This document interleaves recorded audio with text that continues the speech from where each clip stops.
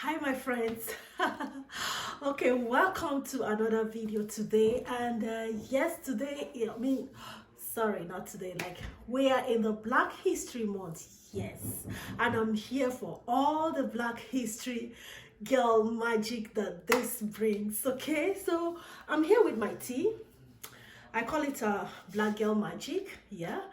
So I want to show us how to make this tea. Basically, what this tea is all about. This tea will help manage your high blood pressure. It has properties that relaxes the arteries, and at the same time, it will help to reduce the high blood pressure that any of you out there or anybody that you know is also going through those health challenges, then you can also share this video to them. Okay, and I bet you, I want to say on top of my head, even without making reference to any data, that most of you have the ingredients for this tea in your kitchen. I want to say on top of my head, like 80% of you have it, because it's all organic, it's natural, and Mother Nature has all the remedies that we have, that we take care of our health issues. We have it.